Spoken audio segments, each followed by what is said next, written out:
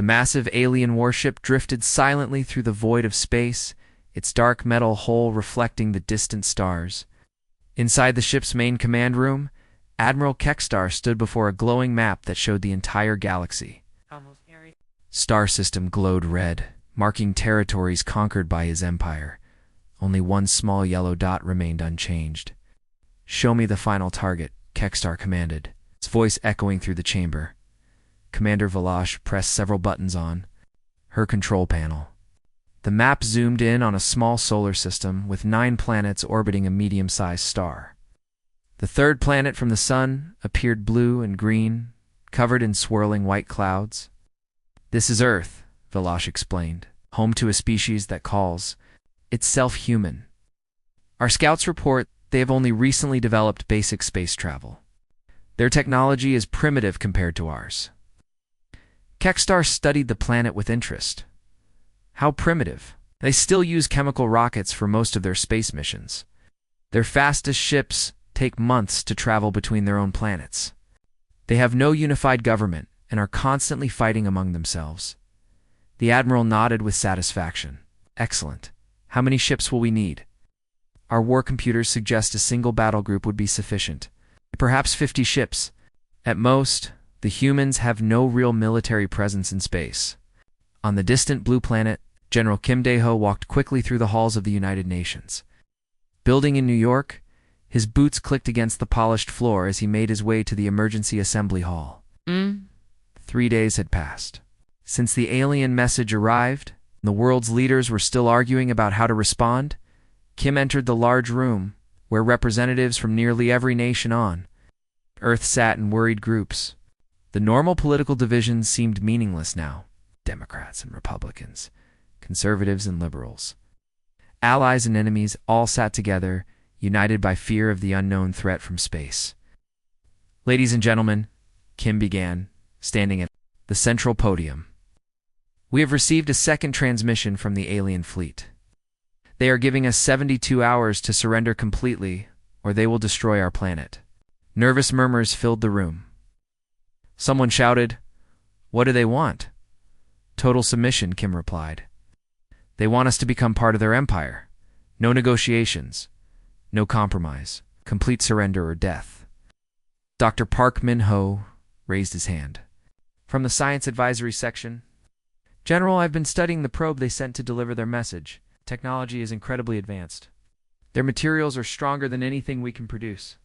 Their energy systems operate on principles we barely understand. Are you saying we cannot fight them?" asked the president of South Korea. Park hesitated before answering. "In a conventional war, we would lose within hours. Their weapons could destroy our cities from orbit. Their ships are faster and more powerful than anything we have." General Kim stepped forward. "We won't fight a conventional war. What do you mean?" someone called out. "Throughout human history, weaker forces have defeated stronger ones by using unexpected tactics. The Vietnamese defeated the Americans. The Afghans defeated the Soviets, and later the Americans again. Small, determined forces can defeat large armies if they're willing to pay the price." Far above Earth's surface, Captain Lee Ho-Yanwoo floated in the control room of the orbital defense station, Seoul's Pride. The station was humanity's most advanced military platform, equipped with laser weapons and missile systems. Through the large windows, he could see Earth rotating slowly below, its blue oceans and brown continents clearly visible. "Captain," his communications officer Song Ji-hai called out, "we're receiving new orders from Earth Command." Hyenwoo pushed himself through the zero-gravity environment to reach her station. "What are the orders?" "All military forces worldwide are being placed under unified command. Every Navy, Army, and Air Force on Earth will now report to a single command structure." Hyenwoo's eyes widened with surprise. In 20 years of military service, he had never seen anything like this. The United States and Russia, China and India, Israel and Palestine, historic enemies, were now agreeing to fight together.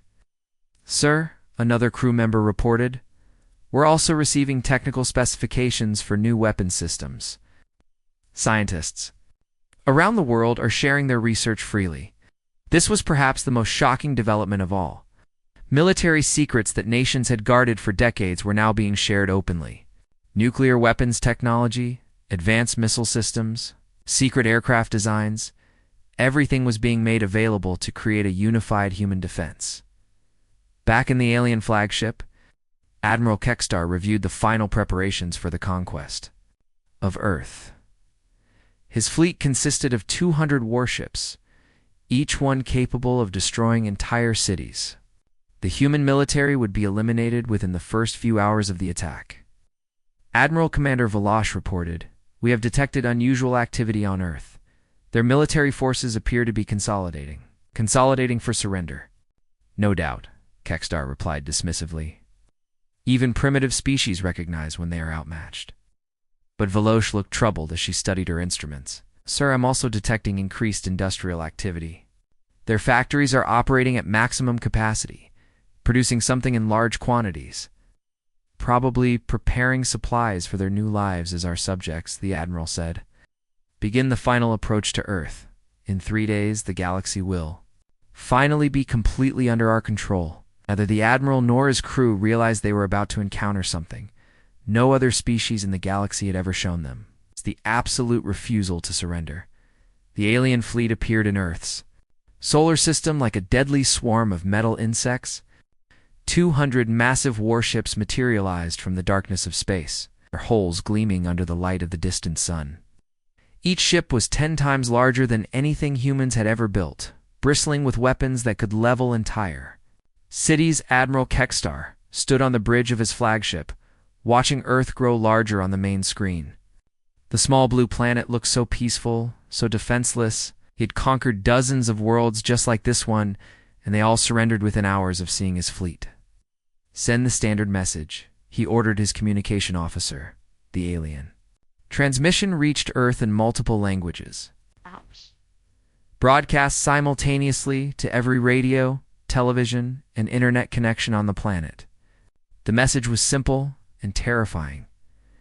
"People of Earth, you have 24 hours to surrender completely. Lay down all weapons, dissolve all governments, prepare to serve the Vorthok Empire. Refuse, and your planet will be destroyed." In the underground bunker beneath the presidential palace in Seoul, President Yoon Sang-min stared at the alien message displayed on the wall screens. Around him, military leaders from every major nation participated through video connections. The president's face was pale, but his voice remained steady. "They want everything," he said quietly. "Our freedom, our governments, our independence. They want us to become slaves." General Kim Dae-ho, standing beside the president, looked at the assembled leaders. "Mr. President, our forces are ready. Every military base on Earth is prepared to fight." "Fight with what?" asked the British Prime Minister through the video link.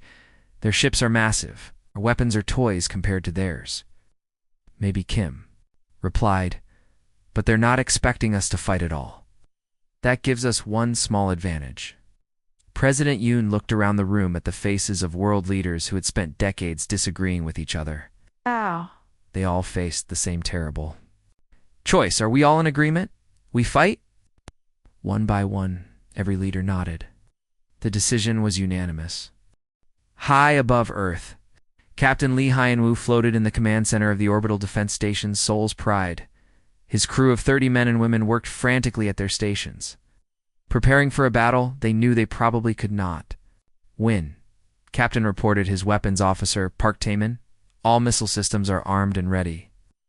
We have confirmation from the hidden platforms throughout the solar system. Everyone is in position." Hyun-woo nodded grimly. Scattered throughout the asteroid belt and hidden behind moons were dozens of secret weapon platforms that Earth had built over the past 3 days. They were primitive compared to alien technology, but they were all humanity had. "Sir, communications?" Officer Song Ji-hai called out, "We're receiving the attack order from Earth Command. All stations, this is Seoul's Pride. Hyun-woo broadcast to every human military unit in the solar system. Today we make history. Today we show the galaxy that Earth does not surrender. Fire at will." The human attack began with a massive salvo of nuclear missiles launched from every hidden platform in the solar system. Hundreds of rockets streaked through space toward the alien fleet, their nuclear warheads glowing like tiny stars. On the alien flagship, Admiral Kekstar was reviewing conquest plans when warning alarms began blaring throughout his ship. "What is happening?" he demanded. Commander Velosh stared at her instruments in disbelief. "Admiral, we are under attack. Humans are firing missiles at us." "Impossible," Kekstar roared. "No species has ever attacked our fleet during the surrender. Period. This has never happened before." The human missiles struck the alien ships with tremendous force. The nuclear explosions created brilliant flashes of light that could be seen from Earth. But when the light faded, the alien ships were still there, protected by energy shields that absorbed most of the damage. "Minimal damage to the fleet," Velosh reported. "Their weapons are too primitive to penetrate our shields." But Admiral Kekstar was not celebrating. He stared at the tactical display showing the locations of the human attacks. "They hit us from 12 different directions. They coordinate such an attack." "Sir, it appears they had weapons platforms hidden throughout their solar system. They must have been planning this for days." For the first time in his military career, Admiral Kekstar felt confused. Every other species had begged for mercy when they saw his fleet. The humans were supposed to be weak and divided. Instead, they had launched a coordinated attack against impossible odds. On Earth, Dr. Park Min-ho worked in his laboratory studying fragments of alien metal that had been recovered. From the first battle, his assistant, Dr. Choi Soo-jin, helped him analyze the strange materials under powerful microscopes. "The metal is unlike anything we've seen," Park muttered, adjusting his instruments. "But it's still just matter, all same, physical. Laws as everything else in the universe." "What are you thinking?" Soo-jin asked. "I'm thinking that if we can understand how their shields work, maybe we can find a way to break them. Every technology has weaknesses." As the first day of battle ended, both humans and aliens realized this war would be different from anything either side had experienced before. The aliens expected quick victory, but found determined resistance. The humans expected quick defeat, but discovered they could actually hurt their enemies. The real war was just beginning. And neither side knew what would happen next. 3 months had passed since the alien fleet first arrived at Earth, and Admiral Kekstar could not believe what he was reading. The casualty reports spread across his desk told an impossible story. His mighty fleet had lost 12 of their largest warships. To an enemy that barely had space technology, "Commander Velosh," he called out, his voice filled with anger and confusion. "Explain these reports to me. How are humans destroying our capital ships?" Velosh approached his desk nervously. She had been studying human battle tactics for weeks, trying to understand their strange methods.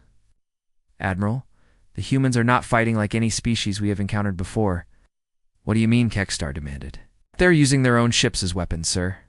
Instead of firing missiles from a safe distance, they fly their vessels directly into our ships at maximum speed. The impact destroys both ships, but they seem willing to make this trade." Kekstar stared at her in disbelief. "They are committing suicide? Deliberately? Yes, sir. Our shields can stop energy weapons and deflect missiles, but they cannot absorb the full impact of an entire spaceship traveling at high speed. When a human vessel rams into us, both ships are destroyed." The Admiral walked to the large window of his command center and looked out at Earth. The small blue planet seemed so peaceful from this distance, but he knew it was filled with creatures that fought in ways that made no sense to him. On Earth, Captain Lee Hoyen-woo stood before a group of new volunteers at the Busan Naval Academy. The building had been a regular naval school just 3 months ago, but now it was training civilian volunteers to pilot spacecraft in the war against the aliens. The volunteers were not professional soldiers. They were ordinary people who had decided to fight for their planet. There was Nam Ki-ho, a 70-year-old man who had worked in a car factory for 40 years. Next to him sat Park Yeon-ji, a 25-year-old schoolteacher who had never even driven a car before the war. Began. "Listen carefully," Hoyen-woo told the group. "The aliens are stronger than us. Their ships are bigger, their weapons are more powerful, and their technology is centuries ahead of ours. But they have one weakness." "What weakness?" asked Nam Ki-ho. Raising his wrinkled hand, They fight like machines. They follow rules and patterns. They do what their computers tell them to do. But we are human. It can be unpredictable.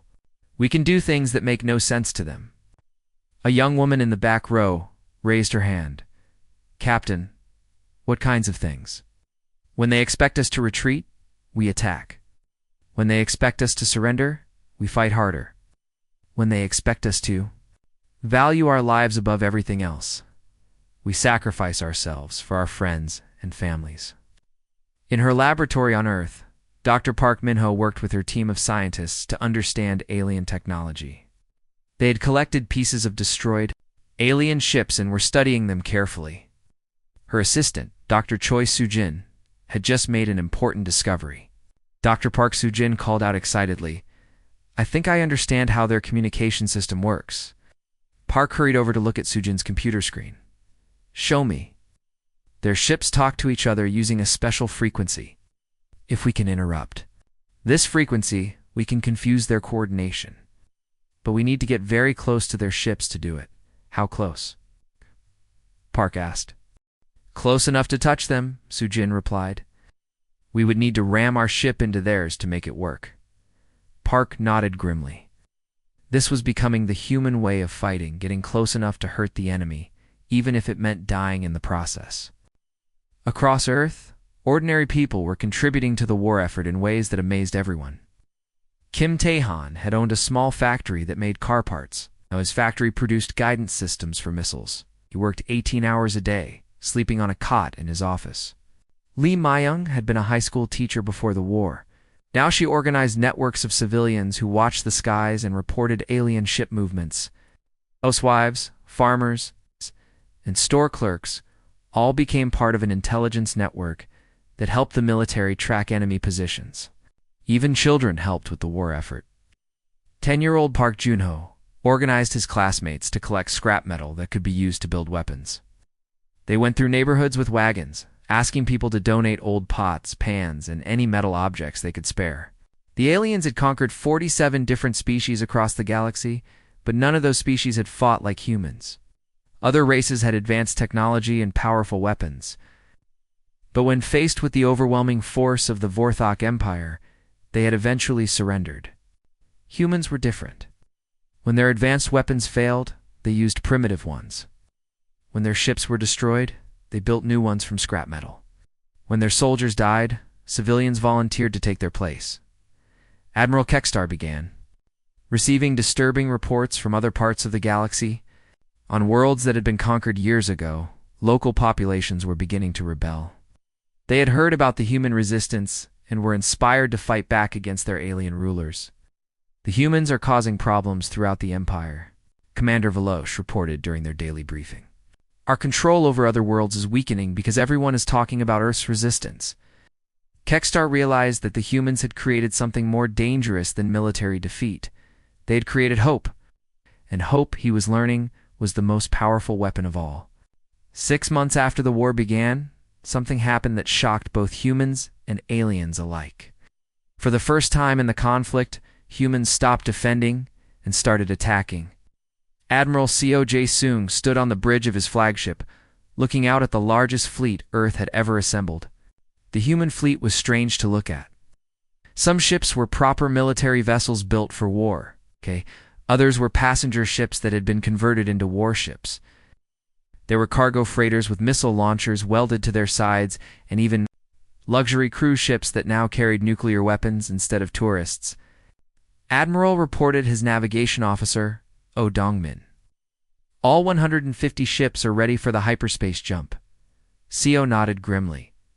The plan was incredibly dangerous. They were going to attack an alien base in the Proxima Centauri star system for light years away from Earth. Until recently, humans had no way to travel such distances. But Dr. Park Min-ho's team had accomplished the impossible in her laboratory. Park had worked day and night with captured alien technology. She had taken pieces from destroyed enemy ships and combined them with human engineering. The result was a faster-than-light engine that was crude, unstable, and likely to explode at any moment. But it worked. "The engine is ready," Park told Admiral Seo over the communication system. "But I must warn you, we have only tested this technology on small ships. Using it on an entire fleet is extremely risky. Everything we do is risky now, CO replied. Prepare for jump. The human fleet disappeared from Earth's orbit in a flash of light, traveling faster than light toward the alien base at Proxima Centauri. The aliens had built this base as a supply depot, thinking it was safely behind their battle lines. They never imagined humans could reach it. When the human ships appeared in the Proxima system, the alien defenders were completely unprepared. The base had only 20 ships guarding it, and most of their crews were not even at their battle stations. All ships, attack immediately, Admiral CO commanded. We have the element of surprise, but it won't last long. The human fleet swarmed over the alien base like angry bees. Ships that had once carried families on vacation now fired missiles at alien supply warehouses. Cargo vessels rammed into enemy ships, destroying both in massive explosions. Captain Kim Young-ho commanded a boarding party that broke into the alien base's computer center. His team of 20 soldiers fought their way through corridors filled with confused alien defenders who had never expected to see humans this far from Earth. Get to the main computer, Kim shouted to his communications specialist, Lim Haijin. Download everything you can find. Haijin plugged her portable computer into the alien system and began copying files. What she found was incredible. Detailed maps of every world the aliens had conquered, complete records of their military forces, and most importantly, information about rebellion movements on other planets. Captain, she reported excitedly, there are resistance groups on dozens of worlds. The aliens have been fighting rebellions throughout their empire. The attack on Proxima Base was over in 3 hours. The humans destroyed the supply depot, captured valuable intelligence, and proved they could strike at alien targets anywhere in the galaxy. But they paid a heavy price. 30 human ships were destroyed, and over 1,000 volunteers died in the attack. When news of the victory reached Earth, people celebrated in the streets. For 6 months, they had only heard about defeats and losses. Now, finally, they had won a real battle against the aliens. President Yoon Sung-min stood before television cameras to address the world. Today, humanity has shown that we are not just victims, he said. We can fight back. We can win. But the president knew the victory would come with consequences. In his private office, he met with General Kim Dae-ho to discuss what would happen next. They will retaliate, Kim warned. This attack will make them very angry. I know, the president replied. We had to show them we are not afraid. And we had to show other species in the galaxy that the aliens can be defeated. The president was right about retaliation. When Admiral Kekstar learned about the attack on Proxima Base, he became furious. It never lost a supply depot to any enemy, and the fact that primitive humans had accomplished this made him feel humiliated. Gather the entire fleet, he ordered Commander Velosh. We are going to Earth to end this war once and for all. How many ships? Admiral Velosh asked. All of them. 500 ships. We will show the humans what happens when they attack the Vorthok Empire. But as Admiral Kekstar's massive fleet approached Earth's solar system, they discovered that humans had not been idle during the 6 months of war. Every asteroid in the asteroid belt had been hollowed out and filled with explosives. The moons of Jupiter and Saturn bristled with hidden missile launchers. Even small pieces of space debris had been converted into mines that would explode when alien ships came near. Commander, reported the fleet sensor officer, the entire solar system appears to be weaponized. There are defensive installations everywhere. Velosh stared at her tactical display in amazement. They have turned their home system into a fortress. Every planet, every moon, every asteroid is now a weapon. Admiral Kekstar realized that the small, primitive species from Earth had become something much more dangerous. They had become an enemy that refused to give up, no matter what the odds against them. The final battle for Earth was about to begin. The final battle for Earth began in the early morning hours, when most people on the planet were still asleep. Admiral Kekstar's enormous fleet of 500 warships approached Earth like a dark cloud blocking out the stars. This was the largest military force the Vorthok Empire had ever assembled, and it was all aimed at one small blue planet. Begin. The attack Admiral Kekstar commanded from his flagship. Destroy everything. The alien weapons fired simultaneously, creating thousands of brilliant energy beams that streaked across space toward Earth's defenses. Human space stations exploded in balls of fire, and defensive platforms built into asteroids were vaporized instantly. The difference in technology was obvious. Human weapons could barely damage alien ships, while alien weapons destroyed human defenses with ease. On Earth, people watched the battle through telescopes and video screens, seeing their protectors being destroyed one by one. Many thought this was the end of human civilization. But Admiral Seo Jae-sung, commanding the human defense from his flagship, had prepared one final surprise. All civilian vessels, he broadcast to thousands of hidden ships throughout the solar system, execute Operation Dandelion. From behind planets, moons, and asteroids, a massive fleet of civilian ships emerged. These were not warships. They were cargo freighters, passenger cruise ships, delivery trucks converted for space travel, and even old fishing boats that had been fitted with rocket engines. There were over 3,000 of them, and they were all flying directly toward the alien fleet. Commander Valash stared at her instruments in confusion. "Admiral, we are detecting thousands of small ships approaching us, but they appear to be civilian vessels." "Civilian ships," Kexstar laughed. "Are they trying to evacuate? Destroy them."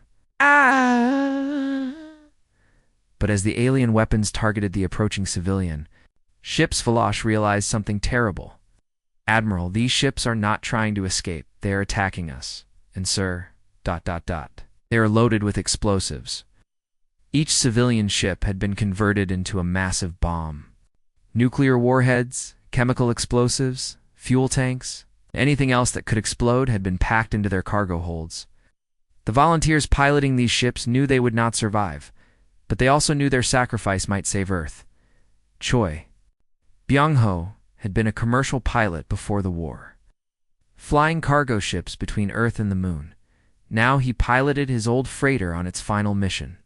In the cargo hold behind him, engineer Park Yoon-soo made last-minute adjustments to the nuclear bomb they had built from spare parts. 30 seconds to impact, Byung-ho announced over the ship's intercom. Through his cockpit window, he could see the massive alien battleship growing larger ahead of him. "The bomb is ready," Park replied from the cargo hold. "It has been an honor serving with you, Captain. The honor is mine," Byung-ho said quietly. He thought about his wife and children, safe in an underground shelter on Earth. For Earth, he whispered and pressed the accelerator to maximum power. His ship struck the alien battleship at tremendous speed. The nuclear explosion tore through the enemy vessel's armor like paper, destroying both ships in a brilliant flash of light. Similar explosions bloomed throughout the battlefield as thousands of civilian volunteers gave their lives to damage. "The alien fleet. Report," Admiral Kexstar shouted as his flagship shook from nearby explosions. "We have lost 47 ships," Commander Valash reported, her voice shaking with disbelief. "The humans are using their civilian population as weapons. They are ramming our ships with vessels loaded with explosives." But the human attacks were not finished. Dr. Park Min-ho had developed a computer virus specifically designed to disrupt alien technology. Teams of human hackers had loaded this virus onto small, fast ships that could get close to enemy vessels. Captain Kim Young-ho commanded one of these hacker ships. His vessel was tiny compared to the alien battleships, but it was fast and hard to hit. "Hi, Jin. Are you ready with the virus upload?" he asked his communications specialist. "Ready, Captain," Lim Hai-jin replied from her computer station. "But we need to get within 50 meters of their hull for the wireless connection to work." Kim guided his ship through the battle, dodging energy beams and flying between the massive alien vessels. When he reached the target ship, he activated the magnetic anchors that locked his vessel to the enemy hull. "Uploading virus now," Hai-jin announced. Within seconds, the alien ship's computers began malfunctioning. Weapon systems shut down, navigation failed, and the ship's artificial intelligence started giving contradictory orders to the crew. The virus spread from ship to ship through the alien communication network, causing chaos throughout their fleet. Some alien vessels began firing on their own allies, while others simply stopped functioning altogether. Admiral Kexstar watched his perfect fleet fall apart with growing horror. How is this possible? He demanded. They are primitives. Their technology is centuries behind ours. Admiral, Commander Velosh said quietly, I think we misunderstood what we were fighting. We thought we were conquering a weak species. We were actually fighting an entire civilization that refuses to surrender. As more alien ships were destroyed or disabled, Admiral Kekstar realized that his invasion had failed. For the first time in the Empire's history, they had been defeated by a supposedly primitive species. Signal the retreat, he ordered reluctantly. We withdraw to the outer system. As the surviving alien ships fled, people on Earth celebrated in the streets. They'd won the impossible victory, not through superior technology or greater numbers, but through the simple refusal to give up.